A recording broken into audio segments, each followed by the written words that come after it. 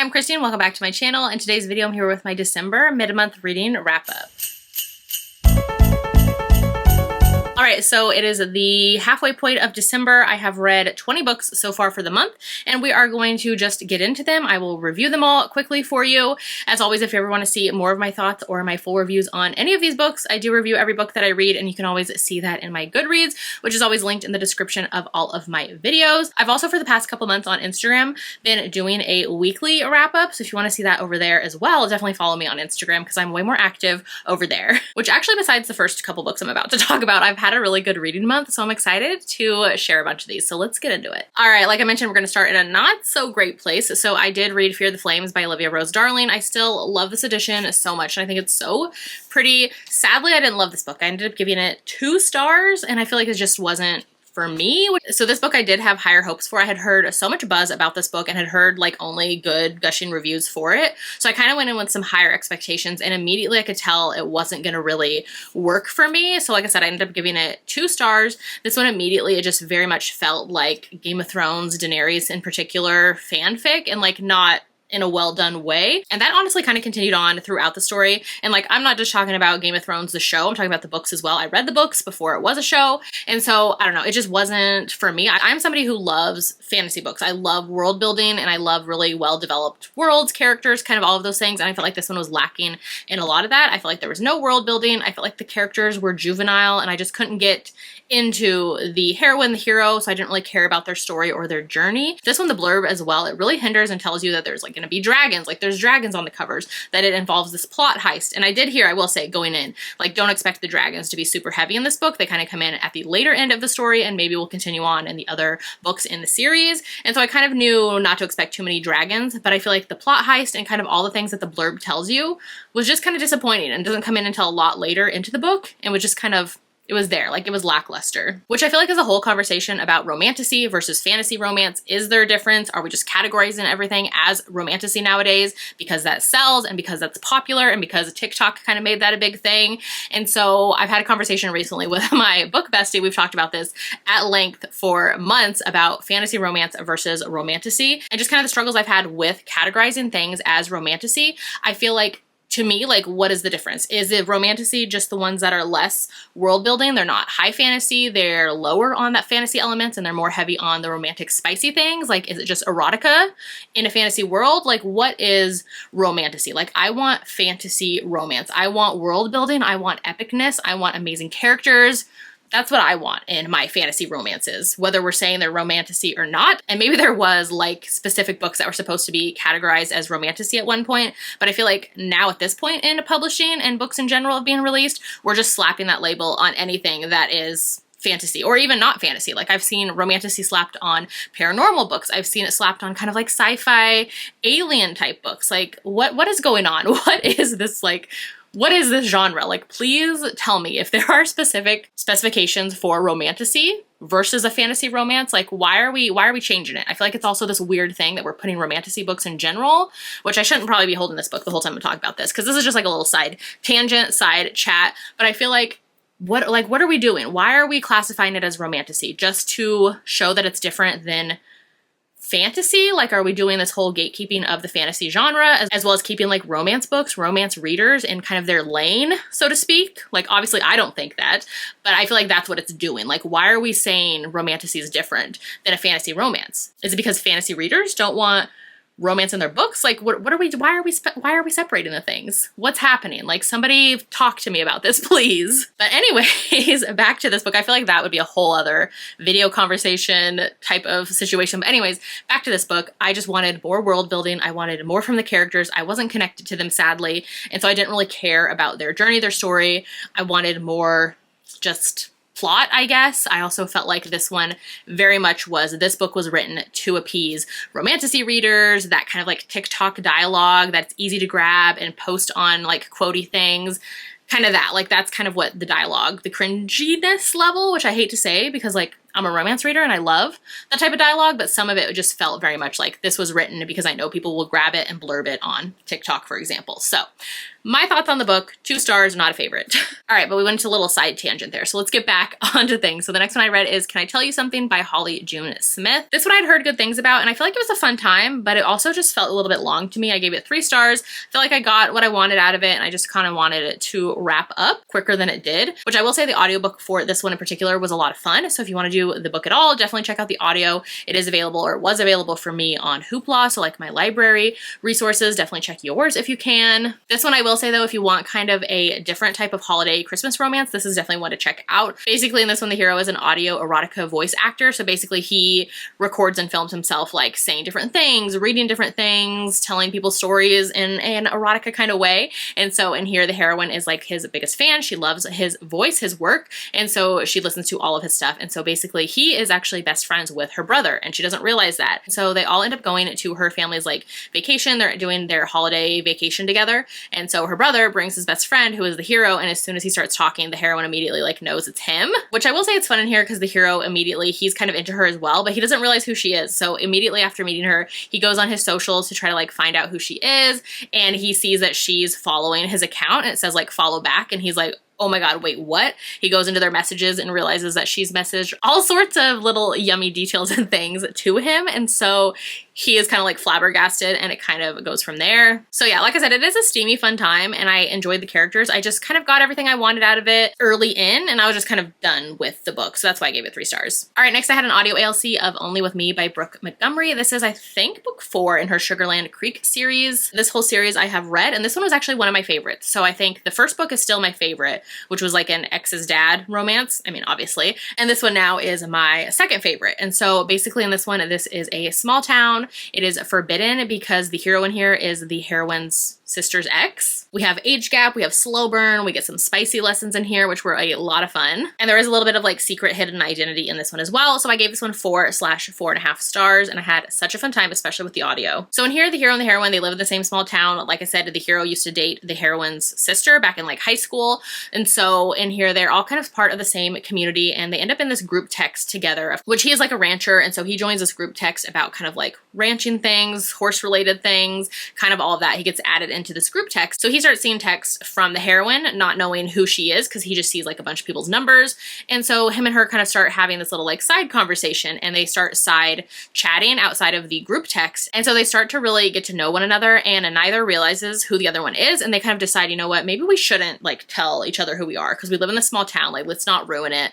And so they have this whole long communication through that. And then eventually they decide, you know what, we should meet up. And so it's when they decide to show up that he realizes who she is and is kind of taken aback and kind of like ghosts her because he realizes, oh my God, this is my ex's younger sister. This is going to be a whole thing. And so he kind of tries to pull away from her, which I will say that kind of moment doesn't linger too long, which I did appreciate. I just really like the communication between these characters and the openness that they have. And like I said, she is very much wanting to get some spicy lessons from him. And I just loved right away how very open and communicative she was and of things she wanted to try out, things she hadn't done, of what she wanted from him and just kind of all of those things. And I loved her curiosity as well. So yeah, 4.5 stars. All right, next I read Bourbon and Secrets by Victoria Wilder. I had an arc of this one and I loved it. I gave it 4.5 stars. This book is out now. This is a follow-up to Bourbon and Lies, which is one of my favorite books of the year. I read it earlier in the summer. So I was so very excited to read this book. I love this one so much. So these are small town, the romantic suspense. They follow the Bourbon Boys. That's the name of the series. And we're following these Bourbon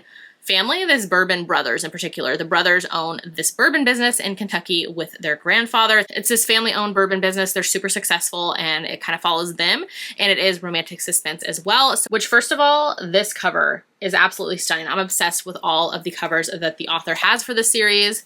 I'm just obsessed. Like all the details on these books are just so beautiful. Some of my favorite covers of the year are this author's books. But anyways, in here, the hero is actually a single dad to his 2 daughters. His wife passed away and the heroine in here, her and the hero know one another. So basically they lived next door. They had like neighboring lands when she lived in Kentucky. And so some things happened that you see in the prologue. And basically the hero tells the heroine to leave town and go away. And so she does. Christmas. And then she ends up coming back, and I think it's 5 years later, I want to say. She comes back and she is working as a burlesque dancer, and she's back in his life, and they're very pulled to one another, but they also both have secrets and things, especially her. And so there's some more to the story that deals with the romantic suspense elements, but I feel like you just need to read it and get into it yourself. So definitely do that. I loved to hear how the hero, like I said, he's a single dad to his daughters, and I loved how his daughters were a part of the story as well, and their connection with the heroine and just kind of the time that they get into the series. I just love it so much. So yeah, highly recommend this whole series. So good. There's only 2 books out so far, and I highly recommend both of them. Give this one 4.5 stars. Then I ended up reading The Holiday Clause by Anne Einerson. This one I gave 4 stars to. This one is a holiday romance novella, and it's just so much fun. I love Anne's books. This one, if you want like low angst, kind of Hallmarky vibes, but it gets steamy and spicy, definitely check this one out. This one is small town, grumpy sunshine, brother's best friend. It has age gap, it has forced proximity. They have to share a little cabin together. The hero is a billionaire, kind of a lot of things packed into this one. The heroine has always crushed on her brother's best friend, who is the hero, and so they haven't seen each other in years, and now the hero is back in town for her brother's engagement party, and at the party they end up sharing a kiss in a photo booth. And so she knows who the hero is, of course, because she's crushed on him for years. He doesn't realize who she is and that she's all grown up now and his brother's best friend, and so it's after they share that kiss that he's like, what's your name? And then he realizes who she is. So I love that little meet cute moment. They end up staying and kind of helping plan her brother's wedding, and it's all kind of centered around this cutesy like inn that his grandma owns, and so they have to share a cottage together, and it's just so much fun. Lots of like cute Christmassy time in here. I had a good time with this one at 4 stars. Next, I had an ALC of Forever the Highlands by Samantha Young. This is the 6th and final book in her Highlands series. This one wasn't a favorite for me. I gave it 3.5/4 stars. So this whole series I've loved as a whole, and I definitely have favorite books within the series, and so this one was one of my least favorites, but I also loved all the moments that we get with all of the characters because it is the last book. So I was like conflicted, and that's why I rounded up, but it's definitely probably like a solid 3.5 for me. This one, if you want kind of romantic suspense, Highland setting, so it's kind of like small town, a Scottish Highland setting. We have in here friends and lovers. There's a bit of romantic suspense as well. And here the hero is a single dad, or he becomes a new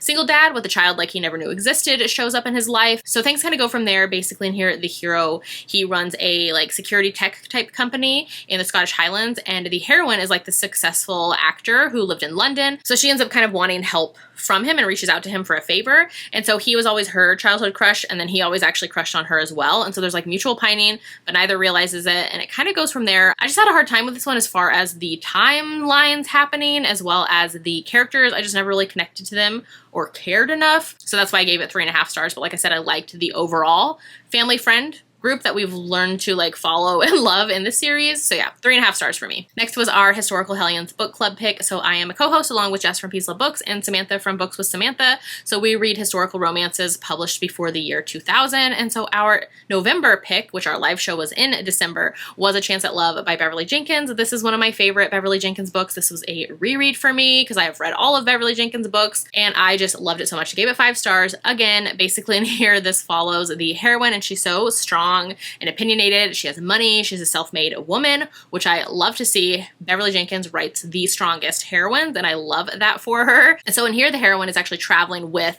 a mail order bride kind of wagon train. So she's not one of the mail order brides, but she's traveling with the ladies. And so she ends up in this Kansas town, and that's where she ends up meeting these 2 young girls who run up to her. And she ends up finding out that they're the nieces of the hero, and they're like, we want you to be our new mom. Can you please come back? Like, our uncle Jake needs all the help in the world. And so she ends up taking them back to their uncle and is like, hey, here's your, girls, and they kind of found me. And so it kind of goes from there with him asking her like, hey, would you be interested in staying? Maybe like having this kind of relationship of convenience for a year. I need to find a wife to have a mom for these girls, and like maybe you could just help out for a year with me. And so it kind of goes from there really quickly. A lot of like slice of life moments. Like I said, I love Beverly Jenkins' books. She just writes very like comforting books that feel very community and slice of life, and you get a lot of history packed in, and I just really enjoyed this one. I love it so much. Love the girls, love the heroine in here, love the hero, love the relationship.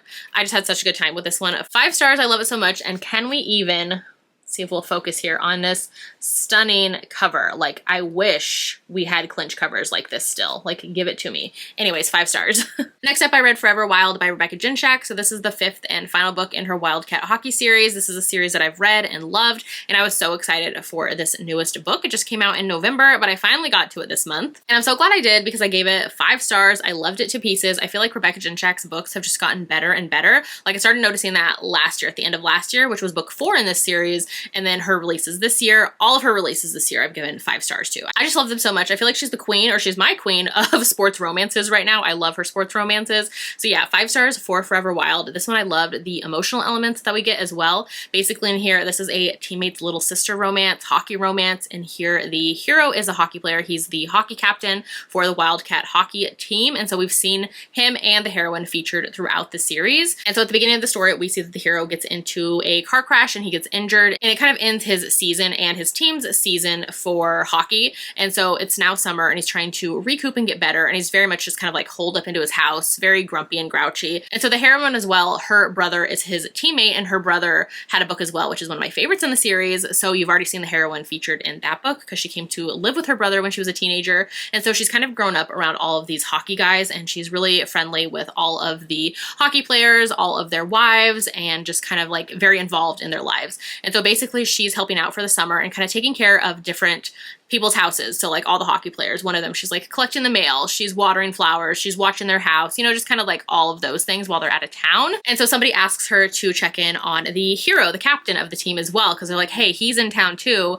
You're already around all of those houses because they all kind of live around one another. Can you check on Jack as well, who is the hero? And so she starts to kind of go over there and help him. And Rebecca Jinchak, she just writes banter so well. So I loved in here how immediately they have this like bantery sassiness. Like the heroine is very sassy and just like will say whatever to him, which I loved. And so everybody else is kind of like cowering around him and kind of like he's scared off nurses and people who are trying to help him. He's made them mad and they leave. And so the heroine was like, yeah, I'm not leaving. And also I'm going to use your pool for the summer because like, why the heck not? And so it's just so much fun. And so I love in here how they both kind of start to have feelings for one another around the same time. And it's just so good. It has that like forbidden element because she is his teammate's younger sister, and it goes from there. Jack as well has some trauma in his past or a complicated relationship with his father, and I loved seeing that explored. I loved how the heroine plays into that as well, and it's just so good. I love them so much. So yeah, definitely check this one out. Read the whole series, read this book. I love all the connections with the other books in the series. You could totally read it as a standalone, but I feel like you'll get more out of some of the other characters. Like I said, you've met the hero and the heroine in other books in the series. So yeah, highly recommend. 5 stars for Forever Wild. Next up, I read The Christmas Tree Farm by Lori Gilmore. So this is the 3rd book in her Dream Harbor series, which is a very small town, cozy kind of vibe series, which I think you can kind of tell from the cover and the vibe of the books. So this one I loved. This is probably my favorite in the series so far. I gave it 4/4.5 stars. So in here we have Grumpy Sunshine, but the heroine is the grumpy one, where she decides to purchase a Christmas tree farm, and it's a failing Christmas tree farm. And so she also hates Christmas. And so she's like, what have I gotten myself into? I need to now fix up this farm, and I hate Christmas. And so the hero ends up he's visiting in town. So he's the brother of the heroine of book 1, which was the Pumpkin Spice Cafe. And so he's in town visiting his sister for the holidays. And so he ends up running into the heroine, or running into her farm, and he's like, hey, I can help you kind of fix this up. Like, you need to do some things. And so it's them kind of helping one another out. And it's just so good. I loved it so much. Like I said, my favorite in the series so far. I just really had a good time with this one. I feel like this series in particular and this book, they just get like a lot of hate. I don't get it because they work for me and I have a good time. It's very just like low angst coziness, but like it has emotional elements too. And I just noticed there's a map in here, which is so cute because I've done the audiobooks and so I haven't looked in the physical books. But anyways, that's so cute. So yeah, highly recommend. The audios are so good. They are available on Libby, so like libraries, definitely check there as well. I love this one and I can't wait for the next 2 in the series next year. These really work for me. 4.5 stars. Next, I read You Lotka by Amanda Elliott, and this one I ended up giving 3 stars to. So this is a holiday romance and it takes place around Hanukkah, and we have Jewish characters, which I did like seeing that represented because we definitely don't need just all Christmas romances all the time. But this one kind of felt more women's fiction-y to me as far as like following the heroine's kind of journey and her struggles and realizing that she has a lot of complicated relationships with her family and just finding a community and all of those things. Basically in here, the heroine lives in this small town, I want to say Vermont. She moved there because of a relationship she had, which ended up breaking up, but she has since like started her coffee shop business there, which is struggling, and so she wants to get new business for it. And so she's part of like the local kind of small business committee or something. And so the committee gets this idea that they want to host their very first Hanukkah festival. And they're like, since you're the only Jewish person who lives in town, you should run it. So she kind of feels a certain way about that, but she's like, you know what, maybe I'll do it because it could also help bring business to my business as well that needs it. And so then we have the hero, who is one of her regulars. He comes into the coffee shop every day and he kind of irks her, annoys her, gets under her skin because he's just so cheerful and he's very cinnamon rolly and just like, he's so delightful, but she's just like, what does this guy want? So she ends up getting on this, like, I believe Jewish dating app and matches with the hero and realizes that he's Jewish as well. And so she's like, oh, maybe you could help me for this because I need like help pulling vendors and planning this festival and kind of all of these things. And so he is like super into her, which she doesn't realize. And so he's like, I will totally help you. I have a ton of like connections and resources and vendor information, but I need you to do me a favor and come to New York City with me and pretend to be my date for the sake of the holidays and around my family. And so it kind of goes from there. Like I said, the heroine, she has a complicated relationship with her family. And so we see that kind of her figuring out all of that throughout the book. And so yeah, 3 stars. It was kind of a bit long, but there were parts of it I enjoyed as well. So 3 stars. All right, next up I read Surviving Scar by Ruby Dixon. So this is book 2 in her Ice Planet Clones series. So this series is a new series. Like I said, this is only book 2, but this series is a spin-off series from her Ice Planet Barbarians and Ice Home series. Both of those series, they connect with this one as well. So you'd kind of read those 2 series first and then this one, because you're going to see like familiar characters, the world, kind of all of those things are all on the same planet. So this is kind of a spin-off, exists in that, but it's its own series too, if that makes sense. So anyways, I gave this one 4 stars. I'm a Ruby Dixon stan around here. I've read most of her books. I wouldn't say all because she does have a lot of books, but I've read a majority of her books. And so this series I've really enjoyed as well. This one recently got an audiobook, which is how I've been kind of listening to her books recently, is I just wait till the audio comes out because she releases them so quickly. And so I've been having a good time doing that. And so this is book 2. And in here, the heroine ends up waking up on the ice planet on Nothoth, and she realizes that she's a clone and she's not comfortable with that and has a lot of feelings towards that. And so we see her kind of trying to figure out her feelings on that. And then at the same time, we see her and the hero kind of learning about all the things about Nothoth and all that comes with it, kind of about resonance and the whole like how fated mates work on this planet, about having to get this like symbiote put into them to be able to live on the planet and just kind of all of these things. So they're dealing with that. And at the same time, they end up resonating to one another, which is basically like they have found their fated mate. And then they're dealing with that because it comes with a lot of like things that the body wants from one another. And so they're dealing with that, as well as the hero in here. He is just so... he's something else. Like, so the hero in here is a gladiator type of alien. And so basically he was bred and made, and that is what he thinks is his role, is that everything is war, everything is a fight. He has to win, and there are rules, and there is a big game at play. And so all the people on the planet are basically telling him like, hey, no, chill out. This is not the case. You ended up on this planet and this is not a game. This is not a war. You're not going to win anything. And so he kind of has to realize that about himself, that he's doesn't need to be the best at everything, that he has this mentality that he's just like the best gladiator ever. And he's going to prove it to everybody, and he deserves all of the good things. And so it's endearing how like confident he is about everything and how much he is into the heroine. And I just loved it. So he's just kind of like obnoxiously full of himself. But like I said, it's endearing and kind of naive and cute, which I loved in here as well, how the heroine has a lot of survival skills. So she actually brings in skiing to the planet because they don't have that yet. And I just loved it. It was so cute and fun. Highly recommend. I just love Ruby Dixon's books. So yeah, 4 stars for this one. So next I decided to try Normal People by Sally Rooney. And this one, it just didn't really work for me, so I ended up giving it 3 stars. This one I feel like it was just very mid. Like, it started off really intriguing. I was pulled in to the story, to the characters. I even planned to like watch the, I think it's Hulu, watch the Hulu show after the fact. Like, I was very invested and planned to read the book and then watch the show.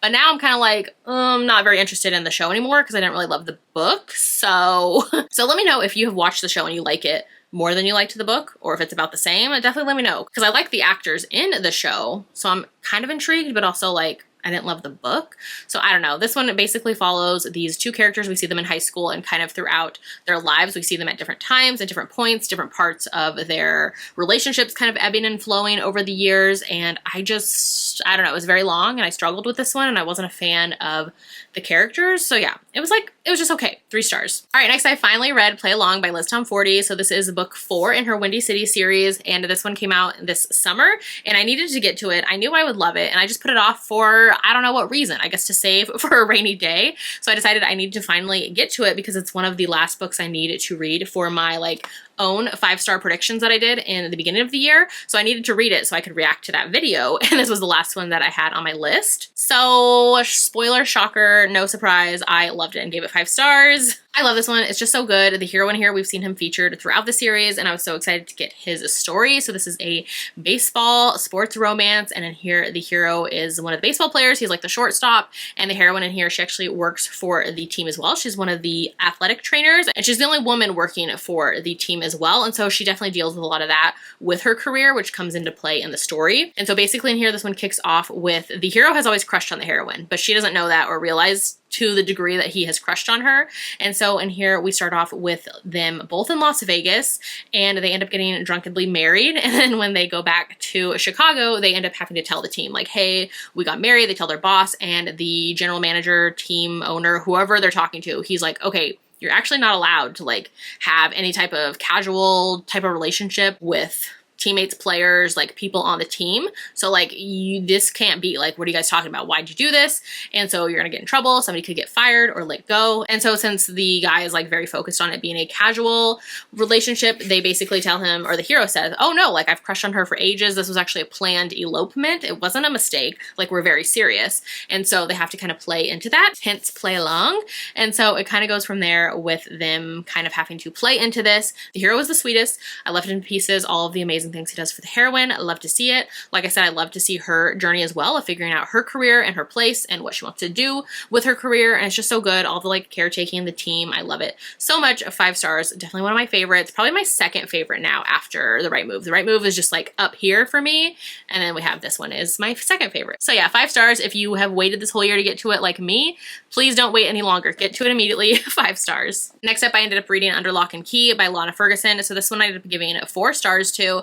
So this is this author's newest release, and if you can tell by the cover and the title and all the things, we have a monster kind of romance in here with the Loch Ness Monster, which is so much fun. This author, I've read all of her books. I think she has 4 out currently, and I've read them all, and they're all different. So the first one was Single Dad Nanny Contemporary. Loved it so much. That was The Nanny. Then she had The Fake Mate, which was Wolf Shifters, Fated Mates, Alpha Omega vibes. Loved that one to pieces. 5 stars. Then this year she had The Game Changer, was contemporary hockey romance, which was teammate's sister, brother's best friend type of situation. That one wasn't my favorite, but I gave it 4 stars. And then now this one, which is like more monster romance with a little bit of like magical elements to it. Love this one. Gave it 4 stars as well. So like this author works for me. All of the tropes she does works for me. I'm excited for her books next year that she already has info for. I'm just excited. Like I love her writing so much. So in this one, the heroine was raised by her single dad, and her dad has recently passed away. And so she decides to go to Scotland, go to the Scottish Highlands and visit his family. So she decides to kind of go there because her father never really talked about his past and all of those things. So she wants to go there to kind of feel this like connection to him still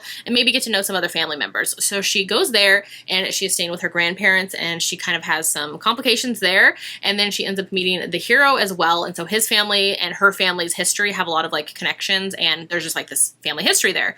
And so she ends up meeting him, and the hero is a Loch Ness Monster shifter. And so it kind of goes from there. We have like some magical elements, some curses, this like century-old curse. We have just like a lot of fun, like little magical elements. I will say this one kind of dragged in the middle for me, so it wasn't like a perfect read, which is why I rated it at 4 stars. And it kind of slowed down a bit. It's very slow and just like giving the characters time, I guess, which I don't know if I needed all that time, but they have a lot of time. It's very slow burn. So I enjoyed it.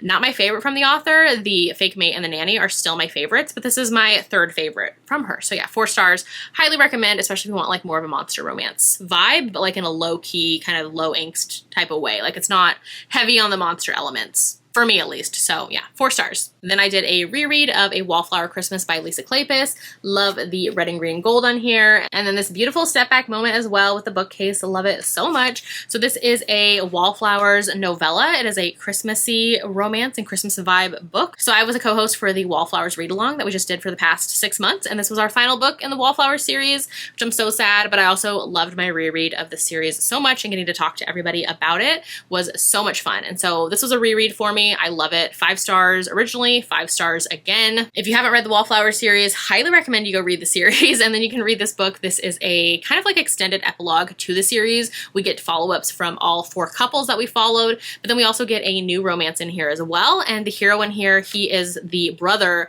of two of the heroines that we followed from two different books in the Wallflower series. So it definitely connects to the whole series as a whole. I love it to pieces. Lots of like wintry, Christmassy times. Just so good. If you've read the Wallflower series and haven't read this Christmas novella, highly recommend because it's so good. 5 stars. All right, I did have a couple beta reads this month as well, which one was for a work project. So that one was for work purposes. It's not even out until next year, so I won't talk about it. But the next one I will talk about because the book is already out and I was going to read it regardless if I got an early copy or not. So this is My Rival for Christmas by Sarah E. Green. So I will preface by saying that Sarah is my friend, but I also was really excited for this book. But I'm also a very picky reader, so like I'm also not going to like hold back because someone's my friend, you know what I mean? Like, you know what I mean? But anyways, this one I loved. I gave it 5 stars. It was so good. I read it like pretty much as chapters were coming out and giving her feedback, along with some other beta readers as well. And it was just so good. I love this book to pieces. Basically in here, this is a Christmassy novella. It's a little bit longer than a novella, but it's still like a shorter read. And it is these two former ice skating partners who had some things happen in their past. And you get to see that explored. And basically now they are rivals and they're at the same kind of like resort in Canada at the same time.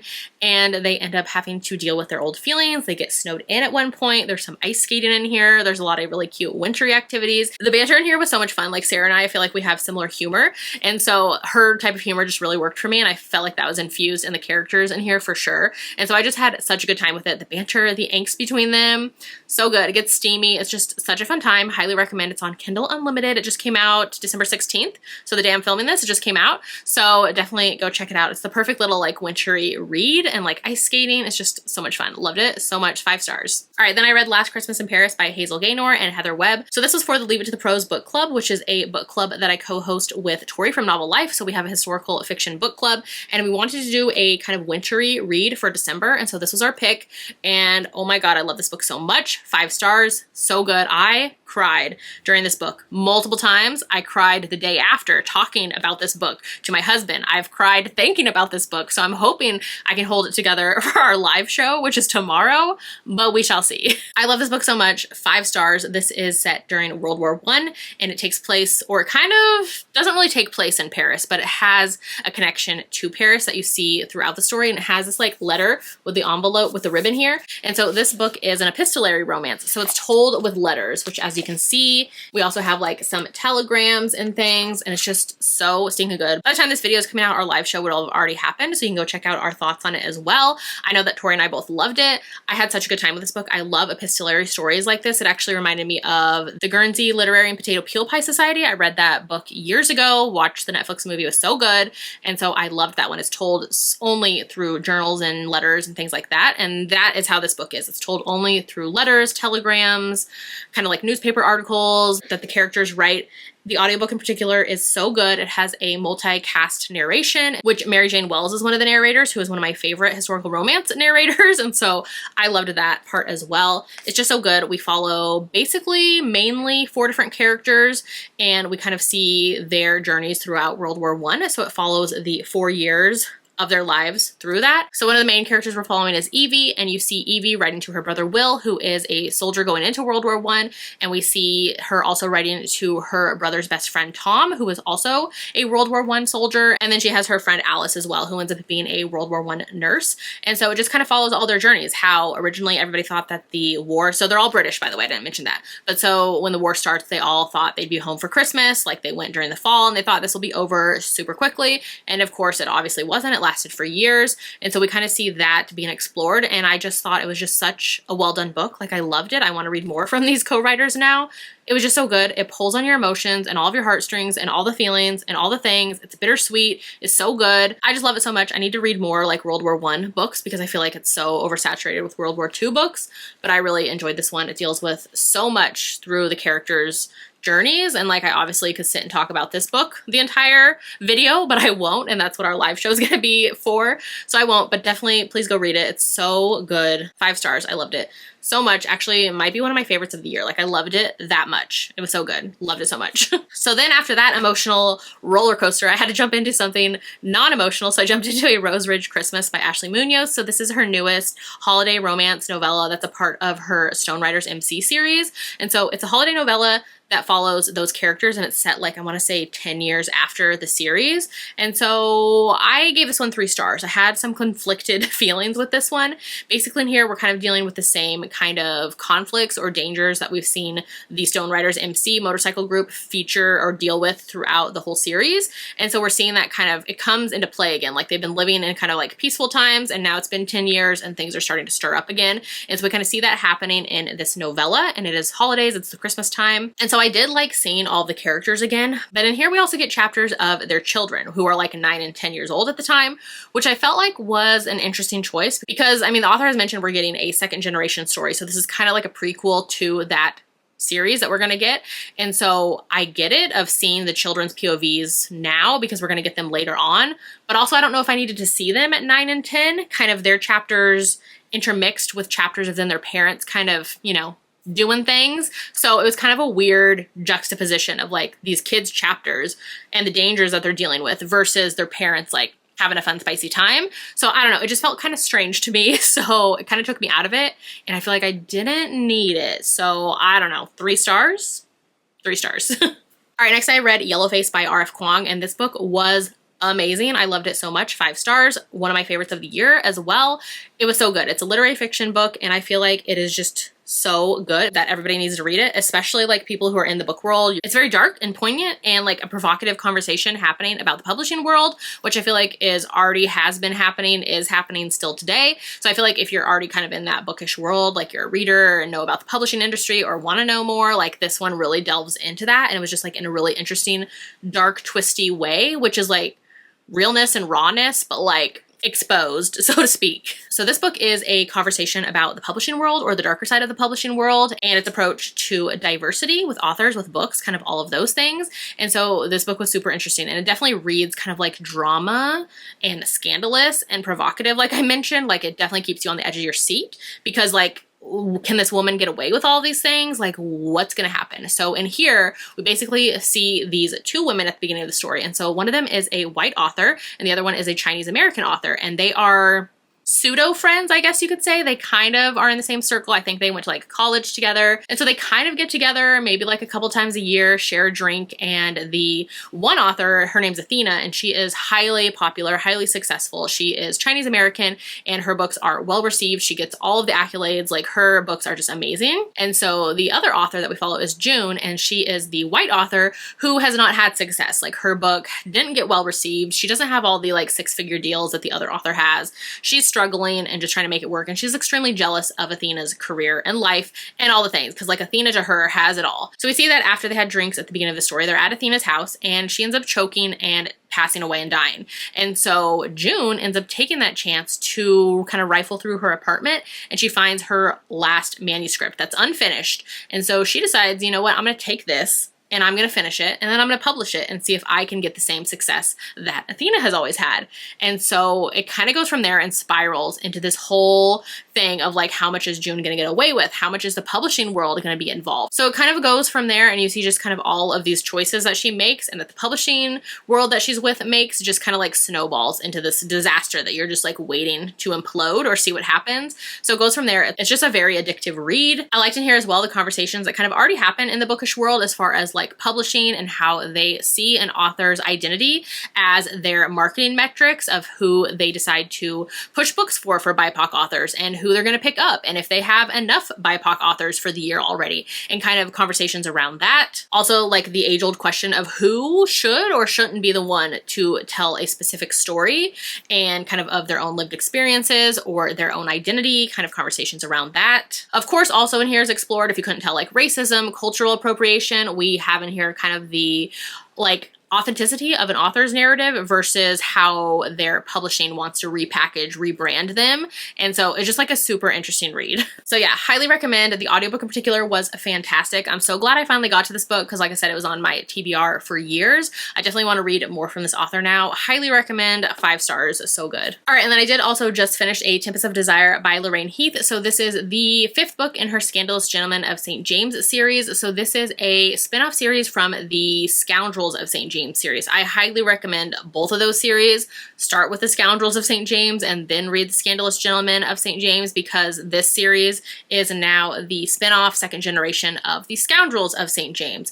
Also, if you need a place to start with Lorraine Heath, highly recommend the Scoundrels of St. James series. It is top tier, so good, highly recommend. I have a whole author guide to her on my channel because her books are very much interconnected. And so if you want to go check that out, I'll link it in the description of the video as well. I love her books to pieces. I've read majority of them. I think I only have 4 to go, which I've just been like savoring because I don't want the journey to be over. But anyways, this newest book, Tempest of Desire, is coming out on December 24th, I want to say. And so I had an arc of it and read it, and I have some conflicted feelings, which I feel mixed feelings about because I love Lorraine Heath. She's one of my historical romance queens. This book though, I gave it 3 stars, and that was kind of in a nice way. Like, I didn't love it. So it's not one I would recommend to even start with because it's obviously not an entry point to her books, and it isn't a good representation of her books either, I feel like. So not my favorite. I have mixed feelings. This one was just very slow burn, very isolated. So in this one, the hero is a Viscount, and he is the heir to an earldom. And so his parents are the couple that was from In Bed with the Devil, which is the first book in the other series that I mentioned, the Parents series. So good. So I love their story, and I was excited to get to their son's story. And so in here, basically, he was in a train accident, and so now he has some struggles that he's dealing with, kind of disabilities that you can't see, and so he's dealing with that and kind of hiding that about himself. So he's basically been spending a lot of time at his family's little, like, this tiny little, like, cottage on an isle from his family's estate off of Cornwall. And so he's out there at this little like cottage taking care of himself. And so he's kind of lamenting the fact that he wishes he wasn't alone and he really wants a woman in his life. And so at the same time, he ends up finding the heroine washed up on shore. She was in a hot air balloon and crashed and landed in the storm on his island. And so he takes her into his house and realizes immediately who she is, because she is this infamous kind of mistress, courtesan in London. And so she is the mistress of somebody that he is in the same circle with and knows. And so he has always been taken with her, has always been into her, and so it kind of goes from there. So she does wake up, she knows who he is, and then it's just kind of them, like in this little like cabin cottage for like 55% of the book, kind of just getting to know one another, talking about things, not talking about things, just kind of goes from there. And then eventually they go back to land, to his parents' house. We deal another like 20% of the book there at their place. So again, very much like isolated vibes, and I kind of wanted more explored because the Heathverse, Lorraine Heath's universe, is so expansive and so many characters. So you do see them kind of featured throughout this book, but I wanted more of that. I wanted to see the couple in different situations instead of just like always just them at like one place together. So anyways, in here the heroine is kind of dealing with being a mistress and her feelings on that. She has a good-ish relationship. Like, she does love the person she's with, who she's the mistress of. She's not in love with the person, but she loves them. And so she's dealing with that as well as dealing with her feelings, because she has, you know, feelings towards the hero and he has feelings towards her, and it kind of goes from there and is explored, and it was just like very, very, very slow. And so, like I said, it wouldn't be a place that I recommend starting with Lorraine Heath's books. I would recommend reading the Scoundrels of St. James series first, because this is book 5 in a spin-off series from her like original stories. So anyways, it kind of goes from there, and I kind of just wanted to see maybe a little bit more explored, maybe a bigger, expansive world that I already know Lorraine Heath has, and it exists out there. And so I kind of wanted to see more of that and just maybe more of a connection between them, because it felt very much like just physical and lusty, and they both have things they're dealing with in their past that I wanted like just a little bit more from. So yeah, 3 stars for me. It was okay, but definitely not one of my favorites from Lorraine Heath, sadly. But I am excited that she's now writing more of these second-gen spin-off stories, and she is going to continue writing one of the other siblings of this hero in her next book. So I am excited for that, because like I said, these are spin-off second-gen stories. So I'm excited, but anyways, 3 stars for that one. All right, so that is my December mid-month wrap-up. I can't believe that we're already almost done with December. It is wild to me. I have a lot of books I still want to get to before the end of the year, but I also just kind of want to forget about that TBR and reread things and mood read and do all of that. So we'll see what ends up happening, and let's see. Definitely let me know in the comments what your favorite read of December has been so far. If you've been picking up any great reads, all the things, definitely let me know. If you want to leave me an emoji in the comments today to let me know that you watched this video, leave me like a letter or the envelope emoji from Last Christmas in Paris in the comments, because I love this book to pieces. So definitely do that. If you haven't done so yet, make sure to like and subscribe so you don't miss out on any of my future videos, and I will see you in my next one. Bye!